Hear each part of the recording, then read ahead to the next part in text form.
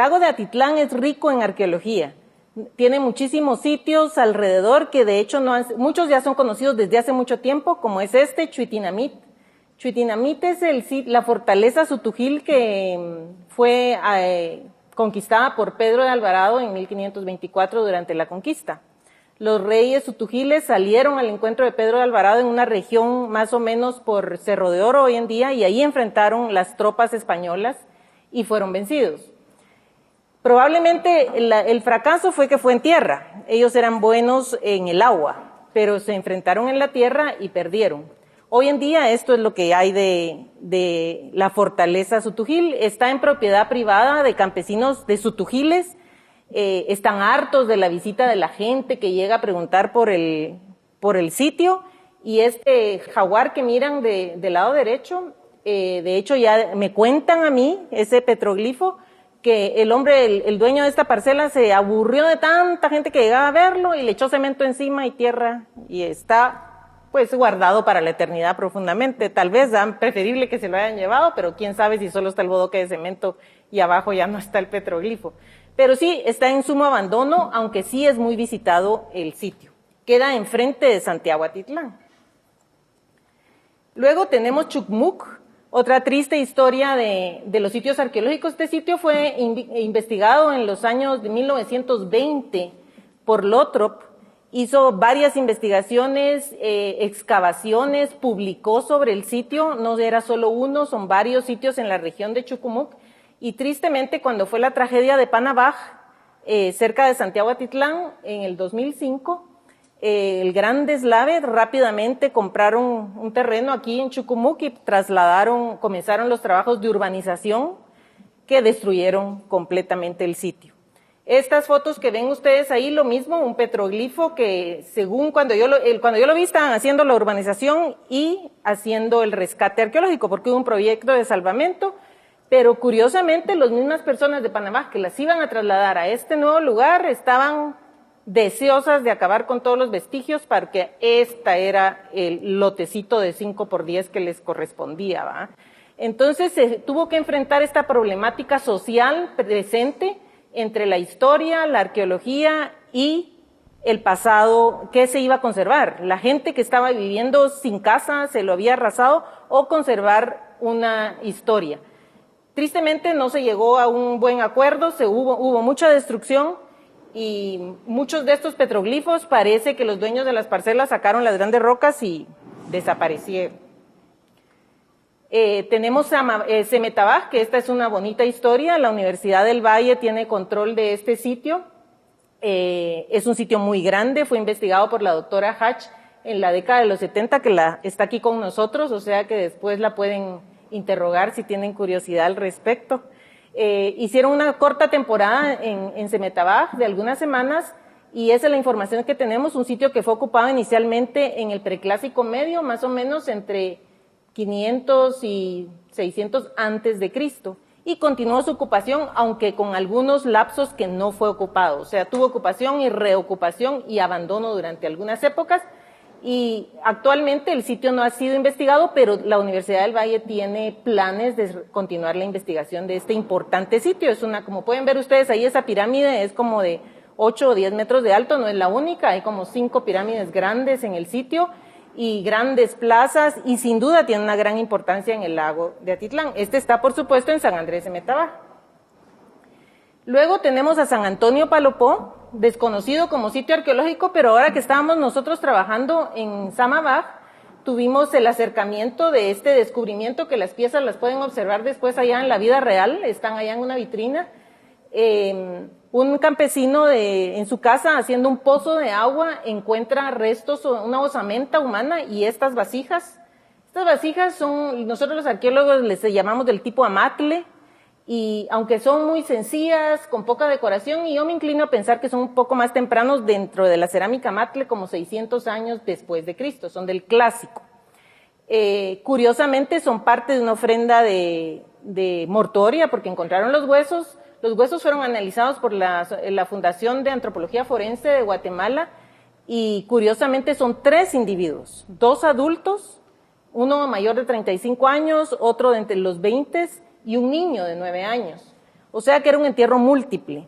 Por supuesto, perdimos muchos de los huesos porque la persona estaba haciendo un pozo de agua, pero es interesante que hayan estos entierros múltiples, probablemente tumbas revisitadas y vueltas a enterrar las personas, o murieron toda la familia juntas y los enterraron al mismo tiempo.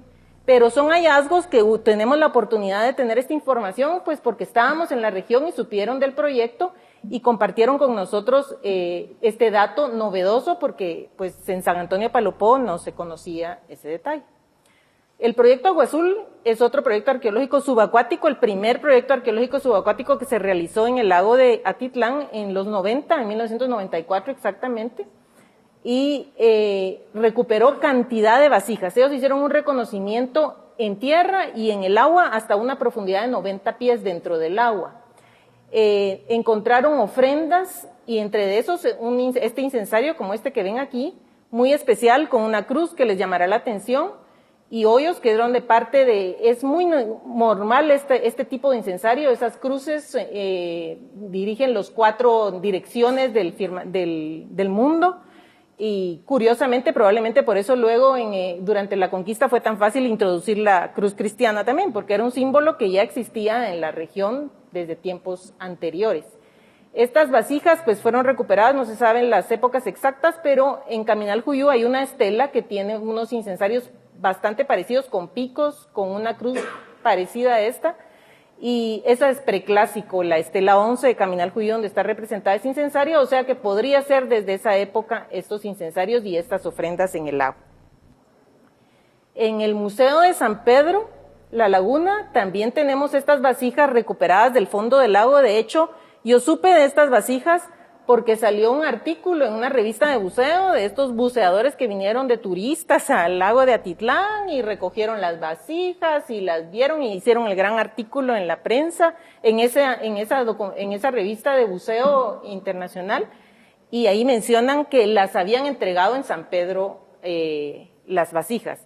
Entonces, con personal del IDAE nos dirigimos a San Pedro a investigar sobre las vasijas, dónde estaban, quiénes. En San Pedro no nos querían decir dónde las tenían, pero como insistimos y llevábamos a una persona que hablaba sutujil también, entonces se dieron cuenta que nosotros sabíamos mucho, sabíamos el nombre del lanchero que lo había recibido, porque yo me comuniqué por correo electrónico con estos buzos que habían venido, ¿va?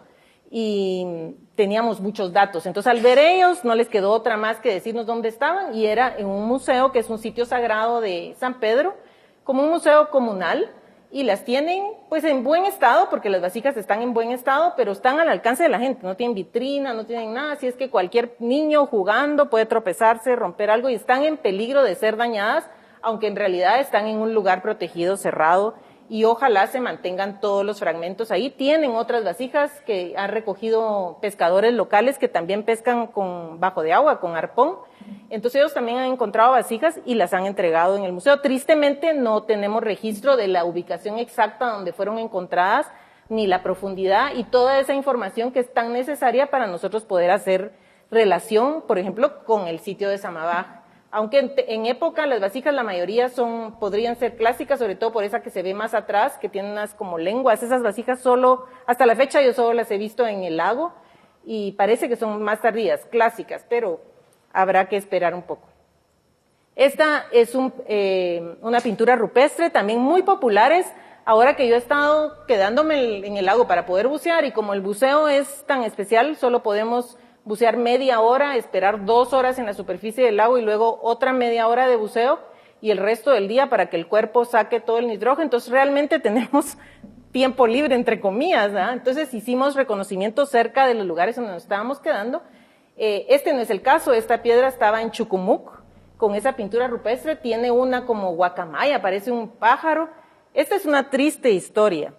El alcalde de Reanda, de Santiago en ese tiempo, mandó a quitar esta piedra de su lugar. La ven ustedes con el árbol encima, es una piedra gigante, era como de 4 metros de alto y es monumental, pero ahí iba a ir la planta de tratamiento de aguas negras de Chucumuc, esta urbanización que les contaba. No se podía mover 2 metros para allá ni 2 metros para acá, no habiendo nada. Ven ustedes que no había nada alrededor, pues. Y lo otro eran lotes, o sea, era fácil moverla, aunque triste que este lugar permaneciera al lado de una planta de tratamiento de aguas negras, pero en fin, era preferible. Pero no, él dijo que se movía, y la movieron y la trasladaron la piedra fragmentada, porque como ven, ya la piedra de por sí naturalmente tenía fisuras, y quedó semidestruida, y la trasladaron a un museo que ellos tienen también de Chucumuc como parte de la urbanización. Como es tan grande, por supuesto no iba a caber ni por la puerta, entonces está tirada ahí enfrente la gran piedra, perdió completamente toda su dignidad y su contexto y su información, ¿verdad? Y fueron las mismas personas que se dicen defensores de sus ancestros, ¿ah? Y que en muchas ocasiones a mí me tildaron de ladrona porque sacaba las vasijas del lago, y las vasijas que yo saqué pues están ahí en el Museo Nacional y en el Ministerio de Cultura, y esto cuando a él le interesó moverlo, lo trasladaron sin ningún para aquí y para allá, ¿va? Ni el ministerio intervino, que pudo haberlo hecho porque habían fotos y hubo movimiento antes de eso de los arqueólogos que investigaron Chucumuc, que ellos pelearon porque no se moviera, y sin embargo al final se hizo el traslado de esa piedra y perdió. Habían otras piedras con petroglifos, con unas escaleritas que son muy comunes en el lago, piedras naturales hechas con escaleritas, que la gente piensa ahora que son cuentas de días. Nosotros le decimos ahora escaleras porque parecen graditas, ¿ah? Pero parece que son cuentas de días y cuentas de tiempo que ha transcurrido, ¿ah? Y habían piedras como esas alrededor, yo las vi, tengo las fotos, pero ya no están tampoco. Y caminando alrededor de la orilla del lago, simplemente ven ustedes ahí en uno de los extremos, en la parte de abajo, esto es un muro que puede ser muy parecido a los de Chucumuc y puede significar un sitio arqueológico también. Y esta es una gran piedra en Cerro de Oro, y pueden ver que ahí está la pintura rupestre en rojo. Ahí hay casas alrededor de todo, y hay otras piedras más pequeñas, menos impresionantes que tienen. O sea, hace falta conocer mejor la región. La región tiene un gran patrimonio cultural que no conocen ni los locales, y si lo conocen no lo aprecian, como les acabo de decir. Aparte de eso, pues en toda esta riqueza arqueológica y antigua de historia, pues también tenemos por qué está sumergido un sitio del que les voy a hablar, ¿verdad? Y pues los cambios de nivel del agua no son novedad para muchos, para los mayores, los han vivido durante todo su tiempo, y en los años recientes, en la ponencia pasada del 2009, les enseñé fotos del 2030, no las traje ahora, pero seguimos en lo mismo. En el 2010, miren, esto es el parque el atracadero de Santiago. Ahora ya llega el agua hasta los techos en este lugar. En el 2010. En el 2011 es San Juyú, que a pesar de que había subido el nivel del agua, ven que en San Juyú todavía está aquello en altísimo. O sea, en Santiago la gente hizo construcciones en lo que era fondo del lago en algún tiempo. Aquí en San Juyú, como están las construcciones desde hace mucho, cuando el lago era hondo en los 20, siempre ha quedado bajo, ¿va? Y luego podemos ver en el 2008, en esta casa nos estábamos quedando, ven Adriana Linares, es una compañera arqueóloga, está parada sobre el muelle, y en la otra foto, en el 2009, pueden ver que el muelle ya está colocado ahí al lado de la rampa, porque ya lo levantó, el nivel del agua fue tal que levantó el muelle.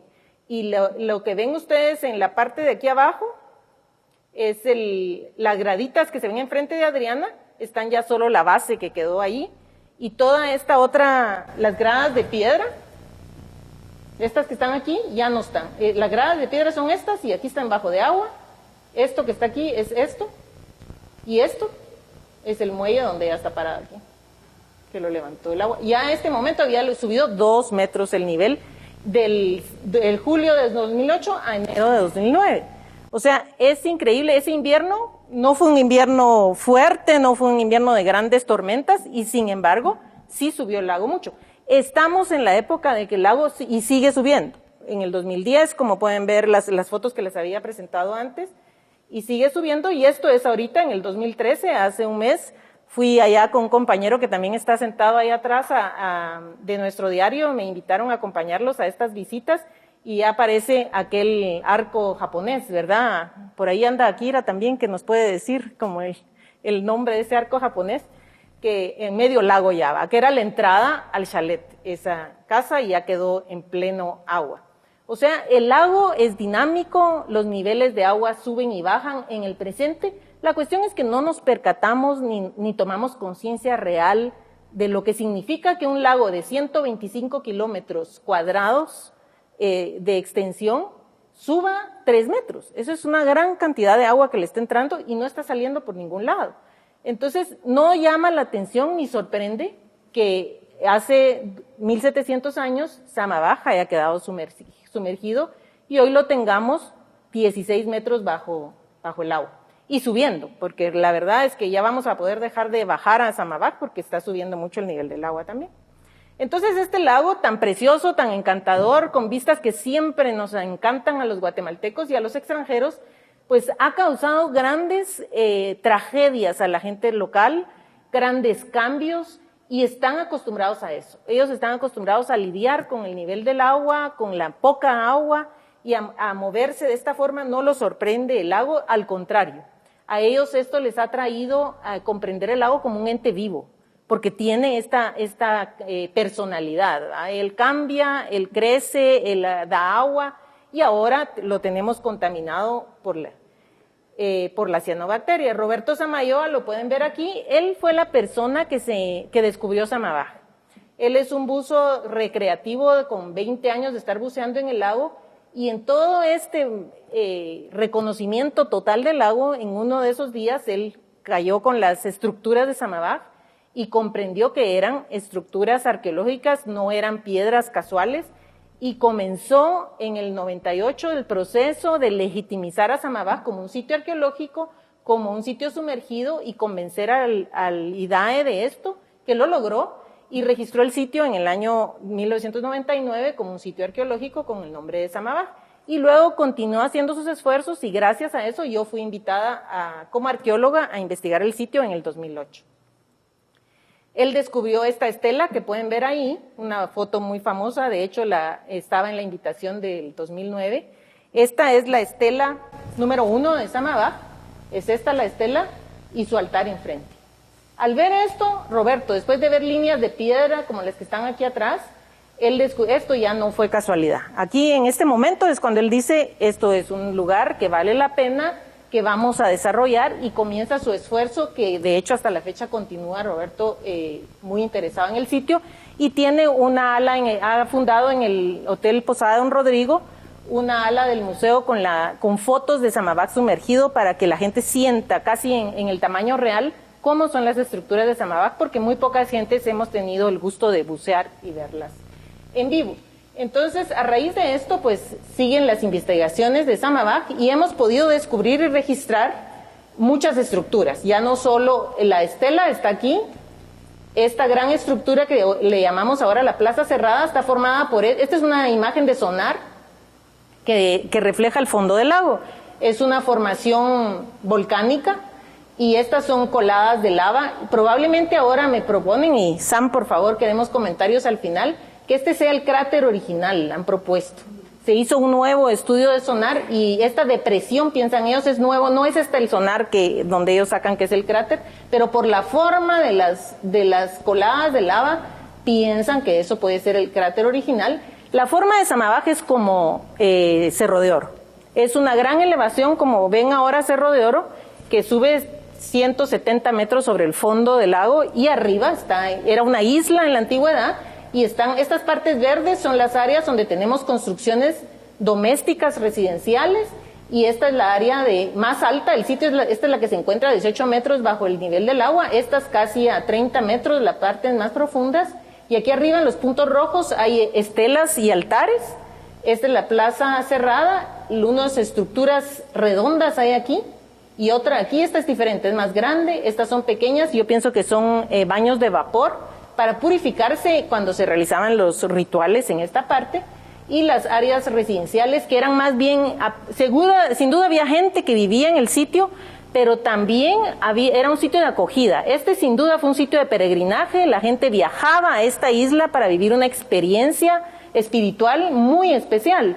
Y el hecho de subirse en un cayuco y llegar hasta la isla y transformar su estadía ahí, entonces tenían centros de acogida, como hoy en día vemos en Esquipulas tanto comedor, pues en aquel tiempo no eran comedores como esos, pero sí tenían lugares donde les iban a proporcionar comodidades como comida y otros servicios que necesitaban los visitantes, y hemos descubierto unos muelles que se los voy a enseñar, en esta parte de aquí, en las partes profundas, y ahí es donde definimos que era el nivel de la orilla original de esa isla. Este es un dibujo más claro de las estructuras, ya sin la imagen de sonar. Esta es la plaza cerrada, los números son los monumentos, las estelas y los altares. Estas son formaciones naturales, estas líneas que ven aquí son esas coladas de lava que fueron modificadas, cortadas para hacer corredores, estos aquí, quitaron la piedra de ahí. Hoy en día están lavadas porque pues han permanecido 1700 años bajo el agua. Yo pienso que en esta época, en el preclásico, las construcciones eran como las de Caminal Cuyú, las de Semetabaj, de tierra. No eran construcciones de piedra como las que estaban acostumbrados a ver en Tikal y en eso, sino que eran en la costa sur y en el altiplano, eran hechas de tierra apelmazada. Entonces, igual pienso yo que ellos usaron las piedras existentes, las cubrieron de tierra y formaron estos montículos que definían la plaza, que bien pudiera ser, esto es una propuesta que no en el momento no tenemos ningún indicio más que su forma, un juego de pelota inicial, aunque no tenemos marcadores, pero sí tenemos estelas arriba, pero puede ser algo relacionado con eso, y de todas maneras aquí se han de haber realizado grandes rituales que se miraban desde toda la orilla del lago, porque una isla medio lago iba a ver si se hacían fogatas y cosas con humo, con fuego de noche, se iba a poder observar todas las comunidades que les mencioné hace un rato en San Andrés, Semetabaj y en las otras comunidades que estaban alrededor del lago, y los peregrinos que sí llegaban hasta el sitio. Puntos A, B y C son los lugares donde hemos localizado los muelles. Esta es la imagen del sonar de medio lado que se usó para hacer esta imagen de Samabaj. Ahora sabemos que habían 3 islas, era un archipiélago, no era solo una isla. Esta es la isla de Samabaj con su parte alta, con la plaza cerrada en esa depresión que ven aquí. Aquí era el área donde están las áreas residenciales, y aquí la orilla de la isla la marcamos por los lugares donde están las fundaciones de los muelles. Esta es la pequeña isla de enfrente y otra isla que se descubrió con el sonar en esta parte que sobresalía de ese nivel. Estas islas son volcánicas, son grandes rocas, o sea, deben haber llamado mucho la atención. Estas 2 pequeñitas no tienen construcciones, solo tienen grandes rocas apiladas, movidas por la gente probablemente en la antigüedad. Y están intactas, y esta es la orilla de aquel tiempo del lago. 400 metros había que atravesarse en cayuco para llegar a los muelles que encontramos en este lado, y hay uno de este lado. Aquí está más lejos la isla por la forma de la... Hicimos excavaciones con una draga aquí y todo un sistema tremendo. Como les digo, media hora tenemos cada ser humano para poder bajar. Entonces esta media hora implicaba poner motores, bajar motores en la superficie que bombeaban el agua. Es una aspiradora de agua gigante, ¿va? Tenemos 100 metros de tubería para tirar siempre dentro de la misma isla lo que estábamos levantando, el sedimento de esta parte, para identificar, porque los cuadros estaban bien identificados, se miraban en la superficie, y yo en el 2009 que les hablé pensábamos que eran paredes, pero teníamos que confirmar con excavaciones cómo era aquel asunto. Entonces hicimos en el grupo cuadros, hicimos las excavaciones del área doméstica y levantábamos el sedimento hasta 25 centímetros nada más. En 2 áreas del patio excavamos hasta 50 y ahí encontramos el humus original. Fue aquel negro todo cuando se comenzó a salir debajo del sedimento de 1700 años, el humus, la tierra antigua, con incluso raicitas y restos orgánicos, y la tierra negra que estaba saliendo en la draga. Aquí podemos ver, siempre trabajábamos de 2, no somos muchos los arqueólogos que buceamos, ni mucho el dinero para tener muchos buzos ayudándonos. Entonces éramos de 2 en 2 que manejábamos, uno manejaba la draga, el otro manejaba enfrente para que no se fueran los artefactos grandes, y teníamos a 2 arqueólogos en la boca de donde salía, en el escape de la draga, recogiendo todo el material que estaba saliendo. Increíble, recorremos obsidianas de este tamañito. Yo me admiré de los ojos de estos colegas. Yo siempre estuve en la draga, iba a controlar el trabajo de ellos allá, pero cuando miraba lo que ellos recogían, dije, mejor que se queden, porque mis ojos jamás van a ver estas obsidianas y estos tiestitos, ¿verdad? Y piedras, cantidad de piedritas, o sea, no era que solo eso saliera, ¿verdad? Salía cantidad de cosas que no eran culturales. Y entonces podemos ver que ya mejoramos el mapa del grupo cuadros. Los cuadritos, todo lo que ven con las piedras, esto era lo que se miraba en la superficie originalmente. 2 cuadros y el tercero que limitaban este patio. Al excavar pudimos, este es el excavado, es este que está aquí, esta esquina, este que está aquí. Este no se tocó por dentro, pero este sí, porque queríamos ver si eran paredes las que teníamos marcada de esta forma, pero al excavar aquí a los 10 centímetros que se levantó el sedimento que se ha formado, estaban todas las piedras quebradas. No eran piedras talladas como estas, que ellos tuvieron la molestia de tallarlas, de hacerlas cuadradas para las orillas del basamento, ahora sabemos que son basamentos, no paredes, y rellenaron con fragmentos de piedras de pequeño tamaño todo adentro. El patio, que es el que está aquí enfrente, también lo levantamos y vimos que, y de hecho, las piedras naturales eran las que limitaban el final del patio. No tenían ni necesidad de haber hecho un cerco, sino que escogieron lugares donde habían piedras naturales suficientemente grandes. Estas piedras son de 1,5 metros de alto, que iban a limitar el área del patio de la casa. No tenían ni necesidad de hacer un cerco, de hacer nada que limitara, y probablemente las piedras naturales que estaban aquí fueron las que cortaron para hacer las paredes y el material de la construcción de toda esta otra área, porque aquí no hay ni una piedra grande. Esta piedra la ven redonda y es curiosa, una piedra natural que no se puede mover, es grandísima, baja para abajo, pero arriba sí la volvieron completamente circular y con una depresión, como para trabajar ahí encima, machucar algo, trabajar alguna material, la tierra, la arcilla para hacer cerámica, quién sabe, pero sí estaba trabajado esta parte.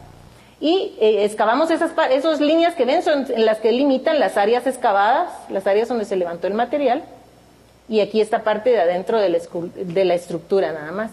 Yo originalmente pensaba que estas podían ser puertas, y por eso pensé que eran paredes. Y porque cada sitio, cada cuadro tiene áreas con estas puertas. Ahora que excavamos, recobramos algunas de las piedras, aunque no están todas. Probablemente hayan sido los ingresos del basamento y con el uso antiguo, las piedras se desgastaron, se movieron y ya no se quedaron ahí. Las piedras que no eran tocadas por la gente sí se quedaron. Y encima construyeron ranchos como los que vemos hoy en día, que ya no tenemos nada de ellos, solo eran basamentos de piedra. Tenemos las orillas, les voy a decir, la que les van a ver después la foto es esta esquina, esta que está aquí.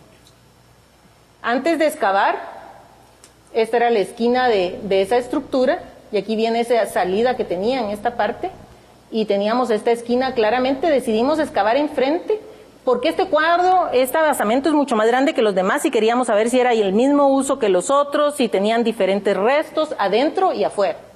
Empezamos a excavar afuera y para nuestra sorpresa, la piedra de la esquina está tallada con una cúpula aquí y otra chiquitita, que la chiquita es la que se mira un poquito aquí. Esa es la altura del sedimento natural que tenía en su momento, y curiosamente todo este alto del basamento estaba visible, y la única pieza, o tal vez hay más porque no excavamos en otra área, donde están talladas una de las piedras de ese basamento. Las piedras con cúpulas no son novedad en esa época, ni en la región de tierras altas y las tierras bajas, pero son principalmente talladas en rocas naturales, en lechos de ríos, y muchos han propuesto los arqueólogos que son espejos de agua que se usaban con fines astronómicos, para controlar el paso de estrellas, de la luna. Aquello no se movía, la gran piedra, le hacían este guacalito, lo llenaban de agua, y entonces podían ver cuando pasaba esa estrella sobre esa agua, pues luego a cuántos días volvía a pasar, o cuántos años volvía a verse. Era una forma de registrar el firmamento fácilmente, sin control, sino que aquí era una piedra que no se movía. Esta probablemente fue eso, una piedra de esas que suficientemente necesaria la trasladaron para la importancia de esta gente que vivió aquí. Se llevaron esa piedra que tenía esta importancia, la tallaron como parte de la construcción, o simplemente este hombre que ocupó este lugar tenía este trabajo de astrónomo, de observar el firmamento, y talló una de las piedras de su casa con una señal que indicara su oficio también. La verdad es una de las primeras veces que encontramos este asunto, Y entonces no tenemos respuesta, pero es una novedad, es una cosa diferente y que está ahí abajo en Samabac y que nos dice que incluso la gente que vivía en estas sencillas residencias, porque son pequeñas, 5 metros por lado, tenía oficios especiales y hacía cosas especiales con su construcción. Este es el escape de la draga y aquí están los compañeros arqueólogos recogiendo los materiales en el escape y pueden ver cómo caían los tiestos. Todo el sedimento, esto negro que se mira es la cianobacteria muerta que cae y cubre todo el fondo del lago. En este caso, pues salía flotando porque no tiene peso y nos caían las piedras y los tiestos y todos los materiales culturales que sí pesaban, entonces caían en esta parte. Y los recogíamos durante la media hora que estaba usando la draga. Aquí nuevamente están las bolsas que teníamos que usar. Por supuesto, en la superficie usamos canastos, baldes para recoger los materiales arqueológicos. Ahí abajo usábamos unos costales de cebolla que todos han visto. Aquí se ven por la luz, se ven morados, pero son rojos. Pero como son calados, entonces podíamos sacarlos fácilmente. Si no, se juntaba el agua y era como que el lastre, no podíamos salir. Entonces descubrimos que estos costales calados eran el mejor material y muy barato para usar. En el lugar teníamos nuestras bolsas de cebollas que las usamos. Ahora llegamos a los muelles. El primer contacto con estos volcanes, así fueron descritos por los primeros buzos que los vieron. Dijeron, allá hay unos volcanes rarísimos, hay que irlos a ver. Yo cuando me dijeron volcanes, Sam, dije volcanes, literal, ¿va? Ya, por fin encontramos el verdadero volcán de esta cuestión y nos vamos a ver y al ver aquella cosita, ¿va? Al ven que son chiquitos, ¿qué es esto? ¿Va? De volcán no tiene nada más que la forma, ¿va? Pero entonces comenzamos ¿qué es? ¿Va? Fotos como esta que ven, la sacamos a la superficie y esta nuevo visto de más arriba, ven que están apiladas las piedras. Pueden ver que no es casual la ubicación, no es natural, sino que fueron apiladas. Y estábamos viéndolas en la computadora, ¿qué puede ser? Miren, porque solo 2 lo habían tomado la foto, ¿va? De hecho, ni yo los había visto, ¿va? Entonces, ¿qué son? ¿Pero cómo pueden ser? Y todos prendidos de la pantallita del laptop, ¿va? Viendo aquella novedad, qué explicación tenía, y en eso oímos la voz desconocida, porque nunca le habíamos dejado hablar en público, ¿va? De una persona y dice, esos son muelles. Y todos volteamos a ver el lanchero. Y nosotros como que dice, ¿qué es esto, va? Y todos con la cara de ilusos, ¿va? Ninguna de la ciencia y los cerebros que estaban ahí dijo nada científico ni nada correcto, pero él hasta allá atrás que lo teníamos en el último lugar y el pobre así viendo, ¿va? ¿Y por qué decís eso? Le decimos nosotros, ¿va? Y dice, porque así hacen los muelles en San Pedro hoy en día, así son debajo. ¿Cómo? Le decimos, explique, ¿va? Entonces cuenta que van en 2 cayucos, uno lleno de piedras, el otro con el gran poste. Entonces, en el cayuco del poste va la gente y sostienen el poste y del otro le tiran las piedras para que el poste se afiance en el suelo, ¿va? Entonces se forma un volcán abajo y queda, por supuesto hoy en día los temblores y del paso del tiempo ya no tenemos el hoyito donde estuvo el poste originalmente, ¿va? Hoy en día hay varios volcanes porque ni modo, se sostiene, las muelles son estas tiburoneras para lanchas de motor.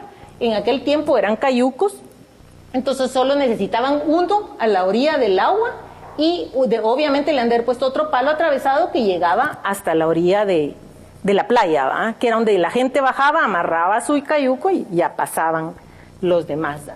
Ciertamente no es necesario. Si existe una pequeña playa, todos brincamos del cayuco, pero nos mojamos los pies, se moja el vestido. Esta es una prueba de que la gente que estaba llegando no era cualquier persona que solo llegara y se saltaba de su lancha como hacemos cualquiera en cualquier lugar y nos mojamos los pantalones.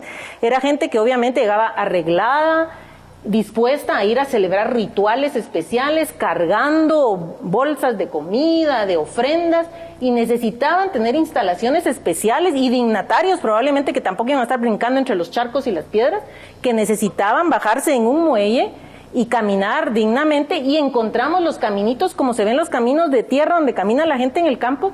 Encontramos el otro muelle de estos y tiene su caminito que todavía hoy se puede seguir subiendo al agua. Esta es la parte más empinada de la isla. Entonces hicimos mapas en plástico porque necesitábamos tener referencias, necesitábamos confirmar después de haber tomado todas las medidas. Entonces los calcábamos en plástico y luego revisábamos, allá atrás está esta es la banqueta de la Plaza Cerrada y pueden ver ahí los detallitos, y llegábamos a confirmar lo que habíamos medido, lo que habíamos visto, porque en esta media hora solo tomábamos medidas, en la tarde hacíamos los dibujos y al día siguiente o a veces hasta 2 o 3 días después lográbamos ir a confirmar la información, o a veces hasta en otra temporada, aquí estoy yo, esta es Adriana, estamos confirmando y viendo las cosas que habíamos registrado en inmersiones anteriores. Por fin llegamos a la estela en esa temporada de las excavaciones y teníamos que tratar de confirmar. Las estelas clásicas tienen ofrendas. En el preclásico, Bárbara había estado en ese tiempo, en el 2005, investigando en Naranjo. Ella encontró estelas como esta, que son piedras naturales, formaciones naturales de basalto, columnas, le llaman basalto de columnas o andesita, dice también que puede ser Sam, y estas no tienen ofrendas en Naranjo. En Naranjo es un sitio del preclásico medio, 600, 500 a 300 antes de Cristo. Entonces, hay varias estelas, 3, 4, que son de las mismas, de basalto columnar, por supuesto, basalto columnar de esta región, y altares. Aquí en Naranjo todavía no hay muchos altares, y los que hay son chiquitos, los nuestros son más grandes, se lo pueden ver aquí. Entonces teníamos que excavamos con la draga, la ven aquí atrás, y aquí sí pusimos más atención y más gente, porque había que registrar el momento del encuentro de la ofrenda, que no ofrenda, por supuesto, una forma más de confirmar que era una estela preclásica, que estas estelas fueron colocadas ahí en el preclásico sin ofrendas como se acostumbraba en esa época. Es una estela pequeña, 1,35 m sale de la superficie y tiene enterrado 50 centímetros, y estaba en su posición original. Aquí ya la vemos después, la draga, con la estela vuelta a colocar nuevamente en su sitio como había estado originalmente. Entonces, confirmamos esto, y aquí atrás pueden ver ustedes esta parte.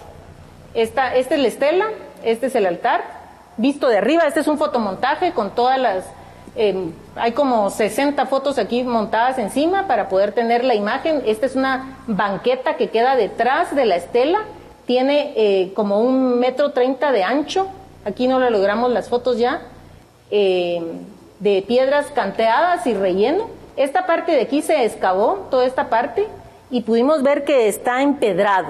O sea, probablemente toda la plaza estaba empedrada de piedras chiquitas, piedras como el tamaño de un puño, redonditas. No eran cantos rodados, porque no hay cantos rodados en esta parte, pero eran piedras pequeñas. Se notaba que había el trabajo de empedrar toda la plaza, obviamente para los rituales, para que la gente estuviera más cómoda y hubiera menos problema de movimiento. Esta parte tiene un pequeño desnivel, y al final hay un gran muro de contención de 60 centímetros de alto, con piedras que 5 toneladas tienen de peso, porque le hice el cálculo con el peso específico del basalto, no de la andesita. Entonces por ahí vamos del peso de las grandes piedras, y probablemente eran para encima, abajo de este relleno de piedritas que le hicieron, que descubrimos en esta parte, encima le han echado tierra, barro para pelmazar, y que fuera una superficie plana y sólida para toda la gente o los rituales que se iban a realizar ahí. En la banqueta aquí, ya que no habíamos encontrado ofrenda bajo la estela, decidimos abrir la banqueta, porque es curiosa esta saliente, tiene 2 metros por 2 metros por 1,80. Esta saliente aquí, muy especial, es este que está aquí. Y es esto lo que estamos viendo. Entonces, excavamos adentro, que era otra posición, probablemente alguna cuestión. Y lo que encontramos allá adentro, no sé, se mira aquí, es una de las pocas fotos que tenemos de eso, está aquí. Es un pedazo de estela como este. Es el pedazo de basalto con ese pentágono característico natural de la roca, pequeño, de 50 centímetros de alto, enterradito aquí, sin nada más. O sea, le da más importancia a todos los monumentos que tenemos en el sitio. O sea, los mismos monumentos están colocados alrededor del área pública y son la misma ofrenda de construcción o de algún ritual que se realizó al hacer esta banqueta. No se pusieron vasijas, no se enterraron otro tipo de cosas, se enterraron también monumentos, piedra. Le da más importancia aún a los 18 monumentos que hemos encontrado en esa área, un número demasiado grande para un sitio de 400 por 400 metros de lado. Aquí en Caminal Juyú tenemos más de 100 y pico monumentos, pero es un sitio que abarca la zona 11 y 7 de Guatemala. Y estos son 4 cuadras, 400 por 400. O sea, el sitio tiene muchísimos monumentos y todos concentrados alrededor de la Plaza Cerrada. Este es el dibujo de la Plaza Cerrada más de cerca. Esta es la parte que les digo del muro de contención al final. La forma es caprichosa porque ahí estaban esas piedras monumentales. Estas áreas son piedras, nacimientos, afloraciones de roca de 3 metros de alto y rocas de, solas ellas se miran como de 3, 4 metros de tamaño y van para abajo, pues es todo, la formación es toda de rocas. Esta que está aquí es una sola roca bastante modificada, tiene 3 metros de alto y 7 de ancho.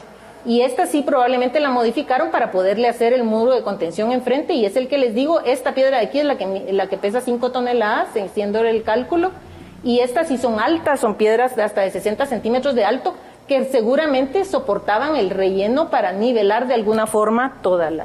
Curiosa la posición de este basamento aquí que cerraba la plaza, y tenemos esas entradas. Esto es un altar. Esta es una estela que probablemente estaban encima de los montículos estos, colocadas ellas sobre la tierra, el relleno. Ahora, como se lavó el relleno, pues uno cayó para allá al altar y la estela, estos han de haber estado juntos. Y aquí tenemos otro grupo de estelas de altares, y en este grupo que se llama sisa, porque es la única estela que tiene una sisa tallada en el centro, tenemos 3 monumentos en esta parte también. Y hemos encontrado fragmentos. Este círculo que está aquí es un afloramiento de rocas naturales también, que yo interpreto que también fue usado para hacer un montículo atrás de esta banqueta cuadrada, que seguramente le hicieron todo alrededor de basamento cuadradito, como eran los basamentos de las casas. Entonces seguimos la investigación y pueden ver ustedes, así es el fondo del lago en Samabaj, y no hay nada, ¿va? No ven nada, pero ahora van a ver, aquí está la estructura. Esta es una de las estructuras redondas, miren aquí bien. Se mira estas son las estructuras redondas grandes que quedan cerca de los muelles. Yo pienso que como todos los basamentos son cuadrados, los que están relacionados, así formando patios, y son obviamente para ranchos. Estos redondos probablemente tenían fines específicos para acoger a la gente que llegaba o para recibir las ofrendas que llevaba la gente. Entonces hacían estos basamentos redondos, que estos curiosamente tienen la cara tallada para adentro, no tienen para afuera la cara tallada. La cara lisa de las piedras está para adentro y la cara larga para afuera. Entonces eran hondos, o sea, se entraba a ellos, se bajaba una grada por lo menos para bajar, y probablemente eran lugares donde recogían cosas o guardaban cosas, o eran donde les daban algo a los visitantes al nomás llegar, ¿va? Son diferentes. Hay 3 estructuras grandes circulares en esa parte en el sur de la isla, todas ya en la parte alta después de haber subido de venir de los muelles. Luego, los hallazgos que hemos hecho de artefactos también es difícil. Este es Roberto Samayoa, y miren ustedes, esa es la vasija, la orilla. O sea, que uno va buceando y el ojo no entrenado no mira ni reconoce qué es lo que está ahí abajo. Pues esa es una vasija, está llena, está rota, este es un cántaro quebrado, y solo quedó su orilla con tierra adentro. Las vasijas no hemos encontrado, fragmentos hemos encontrado dentro de los cuadrados o en las áreas residenciales. La mayoría están removidos. Obviamente, a la hora de inundarse esta isla hubo movimiento, el agua movió los restos y no se encuentran in situ, sino que están regados y desplazados de su lugar original. Esta es la forma de localizar una de las vasijas. Está aquí, y luego ya la ven aquí con su dibujo realizado por Glenda Rodríguez, que está aquí con nosotros ahora, y ya tenemos, pues como pueden ver, 7 centímetros de ancho, 25 centímetros de diámetro, pero así estaba al lado de una piedra trabadita y quebrada. Esta vasija es interesante porque es la única que tenemos 3 casos, 3 ejemplos. Los otros 2 tienen las patas completas y son soportes mamiformes, les decimos a los arqueólogos redondos, y estas han sido las que fechan el final de la isla. Esas vasijas en otros lugares se han identificado que pertenecen al protoclásico, el final del clásico, más o menos 300 después de Cristo. Entonces, en base a esas 3 vasijas es que se ha propuesto que el sitio quedó sumergido alrededor de esa época, alrededor de 300, 350 después de Cristo. Otra, entre las grandes rocas, pueden ver otra olla. Esta es la misma olla, ya limpia y ya dibujada. Ese color rosado no es el color original de la cerámica. Este color se lo dan los elementos del lago. Todavía no sé si son orgánicos o inorgánicos, pero cuando la sacamos son cafés, son normal, el color natural del barro, un poco más oscuro porque está mojado, pero se secan, se ve su color como por un mes, ese color café normal de la cerámica, y luego van adoptando este color naranja, como que se va degradando algún material y van cogiendo estos colores rosados, fucsias, preciosos verdaderamente, pero no son los colores originales. Y como pueden ver aquí adentro se ve hasta la historia de sedimentación de la vasija que quedó hundida. Lo rosado es lo que estaba visible, lo café es lo que estaba sumergido. Y las rayas son cómo fue que sedimentándose encima todo durante estos 1700 años y quedan linitas clarísimas, donde va quedando, y en otras vasijas se ve todavía más. Tenemos otro ejemplo muy interesante para nosotros los arqueólogos, porque este tipo de decoración, que le decimos decoración de resistencia o usulután, es característico del preclásico tardío, característico de 300 años antes de Cristo a más o menos la edad del cero. Entonces eso nos hace saber que el sitio estuvo ocupado en ese momento también y probablemente fue el inicio del sitio ceremonial, de la ocupación, aunque tenemos en las excavaciones recuperamos 10 tiestos del preclásico temprano. ¿Qué es preclásico temprano? 1800 años antes de Cristo. O sea, realmente es monumental pensar que 1800 años antes de Cristo la gente pasó, no había habido nada todavía en la isla, pero sí llegaron en Cayucuayá, llevaban vasijas y se quedaron suficiente tiempo para quebrarlas o para dejarlas ofrendadas, y luego con el paso de los miles de años pues solo fragmentos quedaron y son los que recuperamos en la excavación que hicimos en el basamento de vivienda. O sea que la visita a esta isla fue larga y durante muchísimos años, al principio probablemente esporádica y solo la gente llegaba por su gusto, y luego al final en el preclásico tardío ya se hizo esta gran plaza, se colocaron monumentos, probablemente respondiendo a la necesidad social de tener un centro ceremonial en este lugar, como seguimos haciendo las poblaciones, construimos grandes iglesias, grandes plazas, donde la gente está llegando. Entonces este lugar probablemente fue sagrado y visitado desde tiempos muy tempranos, y luego continuaron al punto de hacer este gran sitio ceremonial y ritual en el lugar. También hemos encontrado restos humanos. Este es un cráneo. Este es el hueso con los sedimentos. Estas son las formaciones de algas que tiene sobre el cráneo, la tapa del cráneo nada más, en esta parte. Y este es un diente. Doctor Mata, por favor, mire el diente que tenemos ahí quemado. Este lo recuperamos en el patio de la plaza. Bastante difícil de explicar por qué está quemado ahí. Está enterrado. Lo encontramos dentro de las excavaciones, pero sí es humano, ya lo registraron, es un diente humano y totalmente quemada la parte blanca, el esmalte del diente. ¿Qué pasó? Fue cremado el individuo y enterrado en el patio de su casa, que era muy normal que la gente lo entierren bajo su casa o en el patio, pero el hecho de que esté quemado en el preclásico no se acostumbraba todavía a eso de cremaciones. O simplemente fue parte del entierro y al paso, 200 años después ya ni se acordaban que este pobre humano ya estaba enterrado ahí y quemaron otra cosa, ¿va? No se sabe, pero interesante. A ver, y como pueden ver, ese es 1 centímetro. Esta seña aquí es 1 centímetro, y esto lo encontraron allá en el escape de la draga, a los ojos perfectos de estos arqueólogos que trabajaron con nosotros y recuperaron todos los materiales. Entonces recuperamos realmente todo lo que había, sin duda, porque si encontramos el diente no se nos fue nada.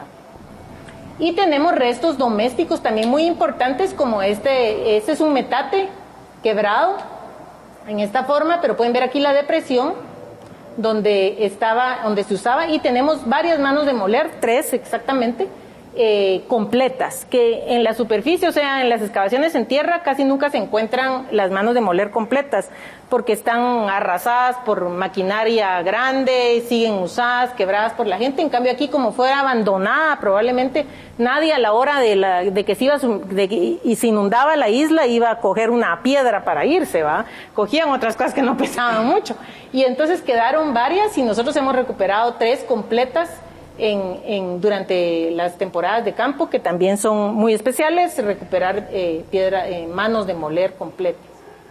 Y esta es otra piedra muy interesante, que la hemos interpretado como un ancla. Esta es su cintura que tiene aquí, para amarrarla, y que no se fuera a zafar, y por supuesto tallada burdamente, toda la piedra es cuadradita, y de haber sido el ancla para los cayucos de aquella época, ¿va?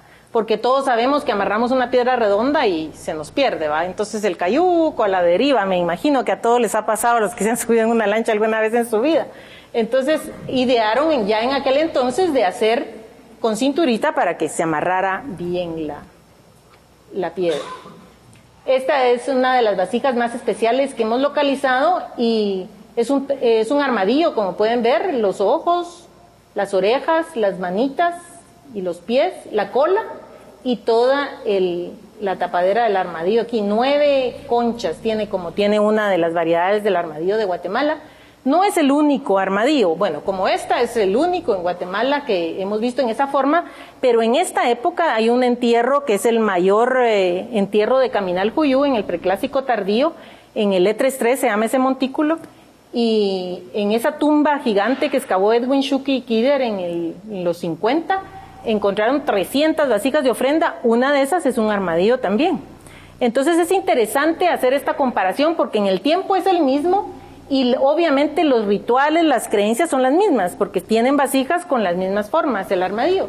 Recientemente un etnohistoriador holandés, Ruud van Akkering, ha encontrado apellido Iboy, que es armadillo, en la Baja y Alta Verapaz, y dice que son danzantes, son parte de las cofradías de los danzantes que tenían, y hay vasijas de chamá del clásico, también de las Verapaces, que tienen a músicos tocando instrumentos y unos dedos disfrazados de armadillo y de otros animales, de pisote, de otros. Pero es curioso que se ha mantenido el apellido Iboy hasta nuestros días, y también en ríos tienen ese nombre, en las Verapaces y el Iboy.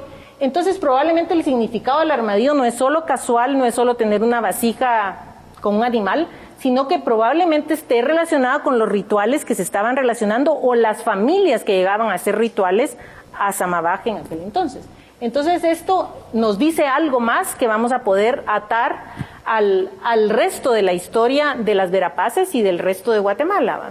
Entonces ahí vamos nosotros en las excavaciones actuales despacio, trabajando poco, midiendo con metros de carpintero, es que los demás se nos hacen así bajo el agua, ¿va? Estos sí se mantienen rectos, midiendo los monumentos, midiendo piedra en piedra, alto, largo, como que si midieran los bloques de una casa, solo que ahora bajo de agua y sumergidos, pero es la única forma de ir recuperando datos, de ir entendiendo más a esta sociedad y de ir entendiendo qué significaba Samabaje en aquel momento. Y luego tenemos que motivar a un grupo de geólogos, sin duda, y de ambientalistas para que nos expliquen ese aumento del lago que dejó sumergido. ¿Qué evento tremendo sucedió en aquel entonces que dejó sumergida una isla, un centro ritual? ¿Y qué efectos tuvo eso en el resto de la historia de la región? Yo creo que uno de los efectos es lo que hemos visto en todos estos hallazgos que encuentran los buzos casuales alrededor del lago, esas cantidades de vasijas depositadas en el lago por todos lados. Yo no sé los contextos porque han sido encontradas casualmente y solo las vamos, como les enseñé en el museo, están colocadas por diferentes lugares. Pero esto quiere decir que probablemente a la gente le quedó, pienso yo, un miedo de lo que había sucedido. El agua se tragó, como decimos los guatemaltecos, ¿verdad? Se tragó la isla, ¿va? Entonces aquel temor, aquel asusto que la gente le quedó del agua, del lago, ese poder que tenían de haberse llevado un sitio arqueológico, entonces comenzó este proceso de convertir al lago en un centro importante, digno de ofrendas y todo, para aplacarlo, para mantenerlo domado. Probablemente era esta costumbre de ir depositando cantidades de vasijas de incensarios, porque son vasijas preciosas y ceremoniales las que han encontrado en estos buzos recreativos, y muchas de ellas están expuestas, algunas de ellas, en el museo de la Posada de Don Rodrigo. Entonces quiere decir que creó todo un sistema ritual luego de que se sumergió Samabaje. Yo tratando de recobrar, porque nadie dice eso, no existe un comentario de que allí hubo una ciudad que quedó sumergida. Entonces, semejante acto difícil de perder, ¿verdad? Porque hoy en día, nosotros, cierto, solo han pasado 30 años del terremoto, pero toda la gente de mi generación, ese es el parteaguas, ¿verdad? Antes del terremoto, después del terremoto, Guatemala creció, antes del terremoto, no sé quién, el terremoto es una seña, ¿verdad?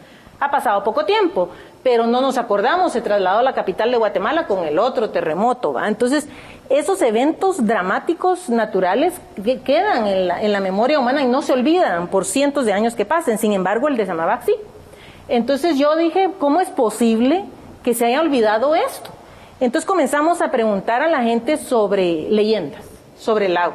¿Qué dicen del lago? Y ahí empezamos a recobrar la situación. En el lago hay una isla hundida, cuenta la gente. Cuando se van a hacer bailes, las danzas ceremoniales de ahora, hay una viejita que vive en el agua y se mete al agua y saca los trajes del agua.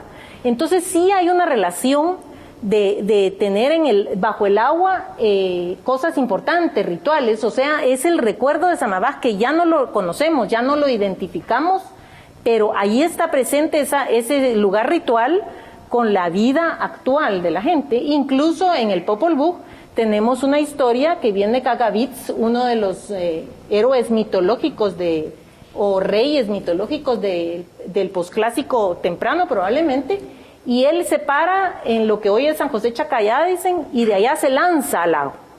Vuela, dice, como la serpiente emplumada, viene volando como ave, se tira al agua y luego sale del lago como la serpiente emplumada. O sea, las serpientes nadan dentro del agua y se sale con plumas. O sea, el agua lo transforma. ¿Qué quiere decir esto? Claramente que allá abajo, ese centro ceremonial, probablemente Samabac, era el lugar de origen de estas transformaciones, de ese poder que el lago investía incluso a los gobernantes posclásicos, ¿no? Entonces, incluso hay una lucha entre los cachiqueles y los tujiles por dominar el lago, por controlar esa región. Probablemente no era solo la región, aunque era un centro de intercambio importantísimo, sino que también era controlar ese poder que representaba el agua del lago y todo lo que venía atado ahí. Entonces, ahora estoy en ese proceso de tratar de identificar estas historias con el pasado de Samabac y poder entender qué trae hasta el presente, porque todavía en el presente los utujiles conocen ese poder del lago, de esa serpiente que vive ahí abajo y que les trae cosas, que los protege, así como los asusta también, ¿verdad? Entonces el proceso de la investigación ha cambiado un poco de ser solo arqueológico, solo subacuático, a transformarse en un poco etnohistórico y etnográfico para conocer la situación actual y registrar más todos estos petroglifos y esas pinturas rupestres probablemente signifiquen algo relacionado con el hundimiento de Samabac también. Muchas gracias.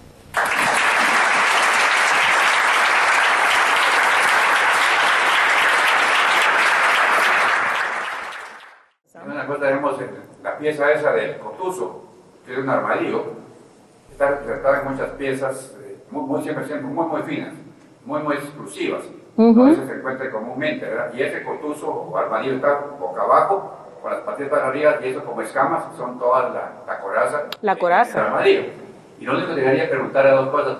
La Fundación Reinhardt no ayudó aquí en un principio. Sí, pero ahora se llama Maya Relief Foundation. Entonces me pidieron por favor que cambiara el nombre a ese. Sí, ajá, ahora ellos así se llaman. Mire, ahí está. ¿Sí? ¿Ves? Muchas gracias. Buenas noches. Muy bonita la conferencia. Felicidades. La pregunta que me gustaría que nos aclare es exactamente dónde está ubicada. ¿Está en la Bahía de Santiago o está frente? Pues mire, esa es la pregunta que no le voy a poder contestar. El Ministerio de Cultura y Deportes no tiene, de hecho ahorita, y aquí está con nosotros quien está haciendo el plan de manejo del sitio, pero hasta el momento está prohibida la visita al sitio por buceadores y la única forma de evitar que lleguen es que no sepan dónde queda. Entonces, precisamente por eso no les puedo decir dónde queda, pero sí queda en el sur del lago, es lo más que les puedo decir. Hay otra pregunta ya antes y después se la doy. Me recuerdo que una vez Sam Bonis dio una conferencia sobre la arqueología del lago y mencionaba que posiblemente funcionaba como una burbuja de fondo. No sé qué tanto ha podido descubrir si la isla se hundió o el fondo del lago, o fue el agua la que subió o la isla se hundió. Hay diferentes, bueno, Sam me podrá corregir, pero las cosas que están publicadas de los estudios geológicos o publicadas en los años 80 tienen diferentes posibilidades sin saber que estaba Sam abajo. O sea, ellos no sabían de esta isla los geólogos y no tenían que explicar esa situación. Pero ellos en su momento, como buenos científicos, encontraron posibilidades diferentes del agua. Primero que está cerrado, no tiene salida del río. Entonces unas coladas de lava del volcán Atitlán, que es el más reciente, van hacia San Lucas Tolimán, fueron fechadas en aquel entonces, en los 80, por carbono 14 y dice que fueron 2000 años antes del presente. El presente es 1950 en carbono 14. Entonces es una fecha que bien le pega a los 300 años después de Cristo de Samabaj. Y ellos proponen que en ese momento esa colada de lava cerró un posible, no saben si existía, río que salía. Entonces esas bajadas de lava cerraron del lado de San Lucas Tolimán y convirtieron al lago en este huacal que tenemos hoy en día ya sin un drenaje que le sirviera de válvula de nivel, ¿verdad? Entonces es muy posible que esa sea la época. Otra propuesta es que como es una caldera volcánica, siga teniendo calor. De hecho, hay áreas con agua caliente cerca de San Antonio, Palopó. Entonces que abajo seguía levantándose un domo, y entonces haya subido el fondo del lago en algún momento, y eso, por supuesto, también subía el nivel del agua. Es otra posible explicación. En el sonar que se han hecho 2 sonares en Samabaj para Samabaj, y uno de ellos tomó más áreas del lago y ahí se encontraron unas formaciones que yo se las enseñé a Sam en su momento, ese sonar, y sí, dice él, con lo malo que se miran, que sí puede ser alguna cosa volcánica, o sea, un movimiento. Y entonces estos personas, los geólogos que hicieron esos sonares decían, es posible que eso haya sido en ese momento y eso haya subido el agua, pero eso no tenemos fechamiento, ¿va? Para ese asunto. Y el otro es que hayan habido deslaves gigantes que se han identificado dentro del agua. Se ven los deslaves que han sufrido, como ahora vemos que ya tenemos 3 años de las grandes derrumbes al lado de la famosa catarata de Panajachel. Pues igual hay otros en esas partes tan profundas, tan verticales de la orilla del lago, que cayeron dentro del agua. Entonces son tan grandes que sin duda también elevaron el nivel del agua del lago, porque cayó no un deslave como los de ahora, ni como el de Panabaj, ¿va? Sino que son cosas media montaña, ¿va? Entonces sí subió el nivel del lago. Entonces esas propuestas las hicieron en los 80 sin saber de la existencia de Samabaj. Entonces es probable que esas hayan sido algunas de las causas, pero ahora necesitamos a nuevos geólogos que ya sabiendo que Samabaj existe, vayan a responder a esta problemática, ¿va? Sí, me llama la atención, ustedes están pensando que realmente este fue un evento catastrófico, porque ha mencionado usted que probablemente salieron corriendo, dejaron los tiestos muy grandes, las piedras. Quiero pensar que así fue, porque prácticamente la historia del lago de Atitlán, sabemos que hay años que baja, que sube el nivel, pero está hablando usted, prácticamente creen que fue un evento tipo la Atlántida, por ejemplo, el continente perdido, sepultado. Pues de hecho en revistas internacionales le han llamado al Atlantis de América, ¿va? Pero sí, yo creo que fue monumental y rápido. No rápido de hoy a mañana, por supuesto, pero sí rápido en 2-3 meses.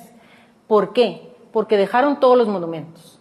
Los monumentos son importantes. O sea, yo no me voy a llevar el basamento de mi casa, los blocks hoy en día no vamos a salir corriendo con ellos en cualquier momento. Pero estamos viendo en San Marcos, o lo vimos en el terremoto del 76 en Guatemala, que sí se reutilizaron materiales. En el antiguo, cuando lo trasladaron a la capital, se trajeron los materiales porque quedó tiempo y la catástrofe había pasado. Entonces yo creo que si hubiera habido ver que el agua subía un año, tapaba unas partes, el otro bajaba y los inviernos subían, ellos hubieran prevenido y se hubieran llevado por lo menos todos los monumentos. Porque son trasladables y es una de mis preocupaciones hoy en día que se los puedan robar, ¿verdad? Porque no son grandes, como les dije. Tienen por completo una estela, 1,60 m de alto y con boyas, o sea, bajo el agua las cosas no pesan, ¿verdad? 35 centímetros de ancho, son pequeñas. De hecho, 2 personas, y sobre todo en el pasado que estaban acostumbrados a cargar, los hubieran llevado fácilmente. Entonces, esa es mi razón de pensar que sí fue un evento suficientemente rápido y suficientemente catastrófico como para no llevarse las cosas. Era preferible salvar la vida y no poner más en miedo a esta entidad, porque hay que pensar que eran animistas, la religión maya. Entonces no se iba a atentar más al poder de esta Dios que estaba trayéndoles agua, llevándose su centro ceremonial, con incluso depredarle y quitarle casi que los dientes que eran los monumentos. Entonces mejor le dejaron todo y salieron corriendo. Y esa es la razón que yo pienso que fue inmediato, es eso, que están los monumentos in situ. Y incluso en los sitios en tierra vemos los monumentos reutilizados 100 años después, quebrados y usados como parte de la construcción. O sea, la gente luego los desacralizaba y los continuaba como parte de la vida. Y aquí los prefirieron dejar porque no pudieron sacarlos, pienso yo. También recordemos que el doctor Héctor Monzón tiene una conferencia que se llama La Caldera de los Chocollos, y es una conferencia apocalíptica. Si uno la oye, respetariamente se le para el pelo, no quiere uno existir en Guatemala. Pero los chocollos, eso sí fue hace 65,000 años, Amatitlán es una caldera 84,000. volcánica, y toda la arena blanca que está alrededor de Guatemala Es de los chocollos. es lo que salió del volcán. Cuando se endurece rápidamente es obsidiana, y cuando flota es piedra poca. Esa arena rosada del rancho que todos recogíamos para lavar los trastos antes de la Jax, es del volcán, cuando se formó la caldera de Atitlán, ¿verdad, Sam? Cuando yo monté por primera vez, encontré unos cercos de piedra que bajaban de San Lucas, y me dijeron que había un arriero que era de apellido Crespo, más o menos al final de 1890 por ahí, que era muy acaudalado, y él, cuando había bajado el lago, invadió los terrenos, puso sus cercos, ahí tenía su ganado, pues, para sus burlas y todo eso. Posteriormente subió el lago, y eso es lo que encontramos. Eso también era Tezcatlipoca. Cuando bajan los lagos, la gente lo aprovecha, sí, hace sus cercos, y se van quedando ahí. Pues se encontraban en Envigado, porque eso es más frecuente. El lago sí sube, igual. Sí, no, lo hemos visto. Yo ahora que estoy yendo, pues, desde el 2008 ahí, se mira cómo es increíble que no esté mejor registrado esos cambios de nivel del agua. ¿Sí? ¿Alguna otra pregunta? Yo quiero agradecerle su conferencia, muy bonita. Una inquietud que tenía la acaba de contestar el señor Mata, y la otra que tengo pues es contarle que cuando inicié el buceo en el año 89, tuve la oportunidad de acompañar a los buzos de esa época, y también sé que hay muy bonitas vasijas, muy bonitos tiestos en poder de personas que lo sacaron en esa oportunidad. Yo conservo uno que en ese tiempo le llamaban el Macus vulgaris, porque Maco soy yo, y el vulgar tiesto que saqué pues no se comparaba en nada con lo que ellos sacaron. Y pues es apasionante el buceo en el lugar. Le digo, no solo esa parte que usted menciona en su conferencia, es la única que tiene mucho contenido maya. Se hablaba mucho en esa época cuando yo tuve la oportunidad de visitar el lago. Lo sigo haciendo, solo que ahora esporádicamente, de que no eran exactamente que ahí existieran, sino que llegaban, ya llamémoslo las cofradías antiguas, no tenía ese nombre, pero por ejemplo, los conglomerados de personas que tenían la oportunidad o la necesidad de hacer ofrendas, y todo lo que se encuentra en el lago también fue tirado desde embarcaciones como cayucos. Se entiende eso. Y por lo otro, pues solo la pregunta que me da solo por curiosidad, ¿por qué tan poquito tiempo tienen ustedes para estar dentro del lago? ¿Por el frío o por la cantidad de aire que usar? Porque si son 18 metros, son 50 pies y no es una profundidad muy grande. Es buceo de altitud. Hay 1.500 metros sobre el nivel del mar. Entonces se reduce el tiempo de buceo por esta situación. No sé si en el mar a nivel del mar podríamos estar 6 horas a esa profundidad. 6 horas bajo el agua, pero aquí porque es buceo de altitud y agua fría, entonces se disminuye mucho. Usamos nitrox para poder bucear más tiempo, pero el tiempo, según las tablas, solo nos dio 10 minutos más. Entonces realmente no valía más la época. Y ciertamente el tanque se acaba también en media hora, porque uno usa mucho aire. Naturalmente, haciendo un esfuerzo hay más consumo de aire. Uh-huh. La pregunta es, en base a las normas, ¿de qué año está usted buceando y tiene solo ese límite? Trajimos a un grupo de Master Divers de Costa Rica, y ellos fueron los que nos instruyeron en el buceo seguro. sobre todo porque buceamos 5 días a la semana, no buceamos temporal. Entonces, y bucear todos los días a esa altitud y estar seguros nosotros, solo ese tiempo podíamos bucear. Le voy a decir que Roberto Samayoa, que ha buceado 20 años allá, él ha tenido 1000 experiencias increíbles de sobrevivencia realmente, y ahí lo tenemos, gracias a Dios, vivo y en perfecto estado mental.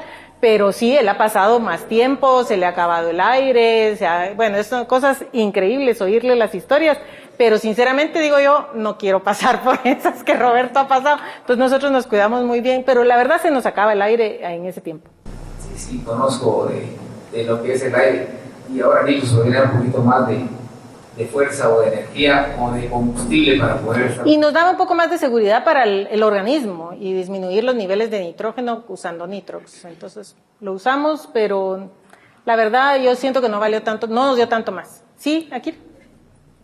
¿Sí? Sí, si hay posibilidad de que haya otros sitios del mismo nivel de Samamá, pero en orilla del lago, y en orilla del lago de aquel momento. Sí, sí hay. Y los tenemos identificados los lugares donde pueden estar, porque para eso hicimos el sonar, para encontrarlos. Pero no los hemos visitado los buzos, pero ya los hemos visto en las imágenes de sonar, la posibilidad de encontrarlos. Pues muy completa tu ponencia, gracias. Cuando yo empecé a bucear, ahí estaba sumamente claro el lago. Podía ver tal vez 30, 40 metros de visibilidad. En una oportunidad, yo mucho lo he dejado a mi memoria y creyendo que voy a volver a encontrar las cosas. Hay una estructura que no la he vuelto a encontrar, que es un cuarto con una esquina de piedra más o menos de 1.5 metros, ¿va? Un cuadrado. Cuando yo entré al cuarto, saqué una cámara muy precaria y quise tomar una fotografía. Lo que vi en la fotografía era que un nicho perfectamente había una vasija redonda metida en el nicho.